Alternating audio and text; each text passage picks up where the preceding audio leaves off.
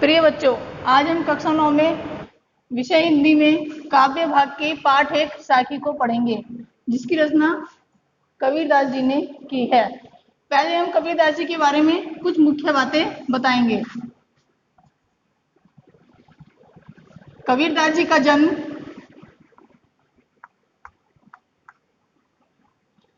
1398 ईस्वी में हुआ था।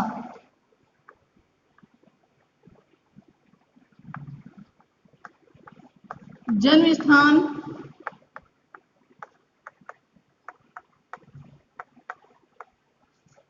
काशी। कबीरदास जी का जन्म 1398 ईस्वी में काशी में हुआ था।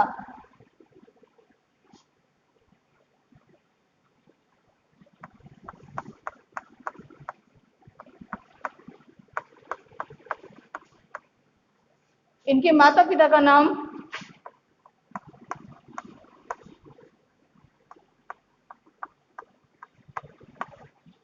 नीरू एवं नीमा था।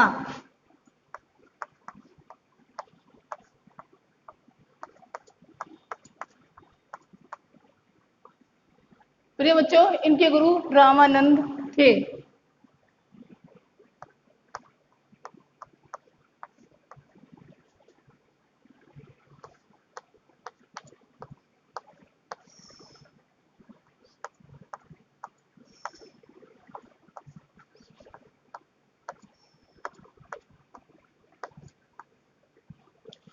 प्रिय बच्चों, इनकी केवल 3 रचनाएं थीं, साखी, सवद और रमैनी। इनके एक शिष्य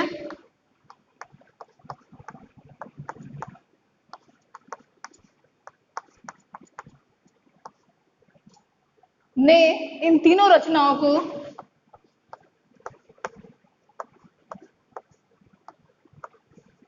बीजक में संग्रह कर दिया था।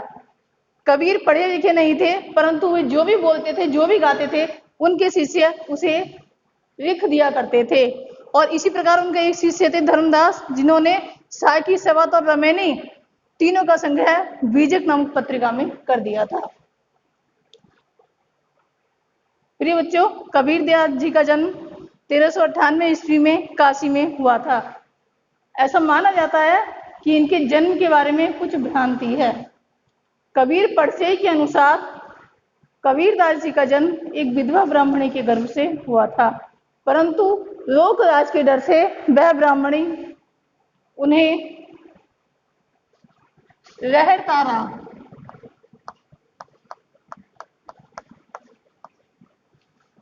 तालाब के किनारे छोड़कर चली गई। वहां से नीरू और नीमा नाम के 2 जुलाहे गुजर रहे थे। उन्होंने छोटे से बच्चे को पड़ा हुआ देखा और अपने घर ले गए।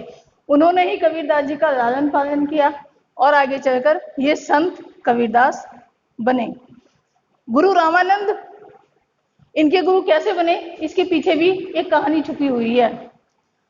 रामानंद जी, प्रिय बच्चों, कबीरदास जी, क्योंकि नीरू और नीमा ने कबीरदास जी का लालन पालन किया था, इसीलिए कबीरदास जी मुस्लिम समुदाय से संबंध रखते थे। उनका कोई धर्म नहीं था, उनकी कोई जाति नहीं थी, परंतु जिन लोगों ने उनका लालन पालन किया था वे मुस्लिम समुदाय से थे। वे रामानंद को अपना गुरु बनाना चाहते थे, परंतु रामानंद इस बात के लिए तैयार नहीं थे कि वे कबीर के गुरु बने। इसके बारे में भी एक कहानी प्रचलित है। एक बार वे स्नान करने के लिए गंगा घाट पर जा रहे थे। रामानंद सागर भी वहां पर रोज स्नान करने के लिए जाया करते थे। तभी कबीर के मन में ये विचार आया कि मुझे इनका शिष्य बनने के लिए कुछ अवश्य ही करना पड़ेगा। तब वे गंगा की घाट की सीढ़ियों पर जाकर लेट गए। रामानंद सुबह स्नान करने के लिए उस घाट की सीढ़ियों से उतर रहे थे और कबीर की छाती पर उनका पैर पड़ गया। तब कबीर राम राम कहकर उठ बैठे। रामानंद ने देखा, अरे मेरा पैर किसी व्यक्ति की छाती पर पड़ा है। उन्हें बहुत ही अपराध बोध हुआ और तब उन्होंने कबीर से पूछा, आप कौन हैं? तो उन्होंने कहा, मैं कबीर हूं और आप मुझे अपना शिष्य बना लीजिए। वे रामानंद के पैरों में गिर गए। तब से रामानंद ने कबीर को अपना शिष्य बना लिया।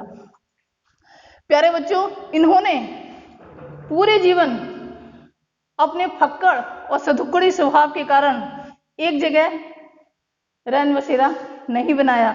इस जगह जगह गाते जाते थे और अपनी रचनाओं को गाते हुए घूमते थे। ऐसा माना जाता है कि जिस समय इनकी मृत्यु का समय निकट आया तो उस समय और आज भी ये भ्रांति फैली हुई थी कि जिसकी मृत्यु काशी में होती है वह स्वर्ग को प्राप्त होता है। इस भ्रांति को दूर करने के लिए कबीर अपने जन्म के अंतिम समय में मगहर जाकर बस गए।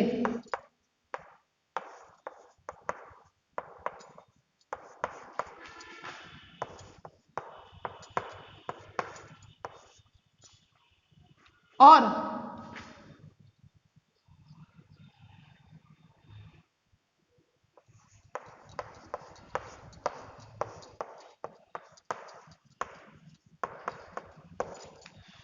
मगहर में 1518 ईस्वी में उनका देहावसान हो गया। प्रिय बच्चों, आज हम साखी में कबीरदास जी के दोहे पढ़ेंगे। पहले हम ये जानेंगे कि कबीर के दोहों को साखी क्यों कहा जाता है।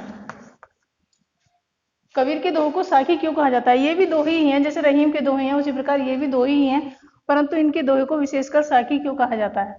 कबीरदास जी का जो जीवन था वो पूरा फक्कड़ स्वभाव का था और उन्होंने अपने जीवन में उस समय के समाज में जो देखा वही सब उन्होंने पन्नों पर अंकित कर दिया, क्योंकि उन्होंने जो देखा वो ही लिखा गया, इसीलिए इनके दोहों को साखी कहा जाता है। अब देखेंगे साखी में नंबर 1, सदगुरु हमसु रीझ कर एक कह या प्रसंग, बरस या बादल प्रेम का भीज गया सवंग।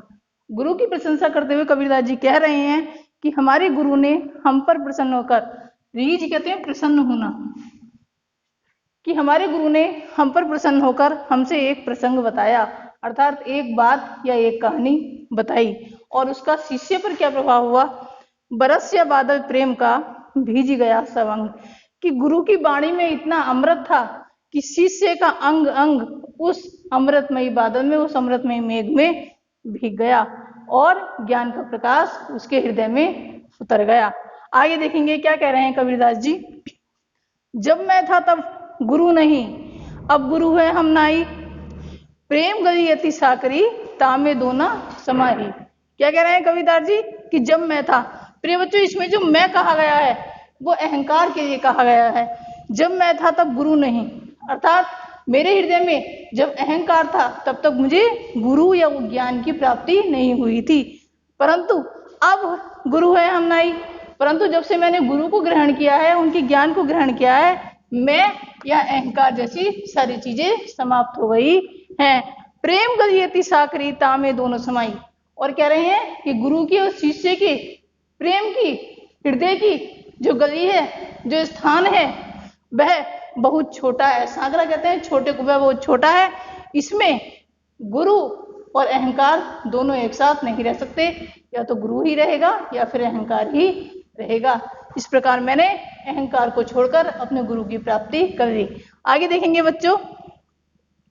ज्ञान प्रकाश से गुरु मिलिया सोजनी विसरी जाई, जब गोविंद कृपा करी तब गुरु मिलिया आई। क्या कह रहे हैं कि ज्ञान प्रकाश से गुरु मिलिया, कि मेरे हृदय में जब ज्ञान का प्रकाश हुआ तब मुझे गुरु की प्राप्ति हुई है। या मुझे गुरु की प्राप्ति कब हुई है? जबकि मेरे हृदय में ज्ञान का प्रकाश आ गया। ज्ञान से गुरु मिले हैं और गुरु से मुझे ज्ञान मिला है। सोजनी विसरी जाई, और मैंने तब क्या किया कि इस पूरे संसार को भुला दिया। इस पूरे संसार के लोगों को, बिसरी का मतलब है भुला देना, इस पूरे संसार के लोगों का फिर मैंने स्मरण नहीं किया, किसी भी वस्तु को मैंने ग्रहण नहीं किया। जब गोविंद कृपा करी तब गुरु मिल आई। और कह रहे हैं परंतु मुझे गुरु भी कब मिले हैं? जब गोविंद कहा गया ईश्वर को, कि जब ईश्वर ने कृपा करी है तभी मुझे गुरु मिले हैं। अर्थात गुरु की कृपा से मुझे ईश्वर मिले हैं और ज्ञान मिला है, और ईश्वर की कृपा से मुझे गुरु की प्राप्ति हुई है। इस प्रकार ये 3 साखियां, इनका अर्थ देखेंगे। आगे की साखियां हम नेक्स्ट वीडियो में अपलोड करेंगे।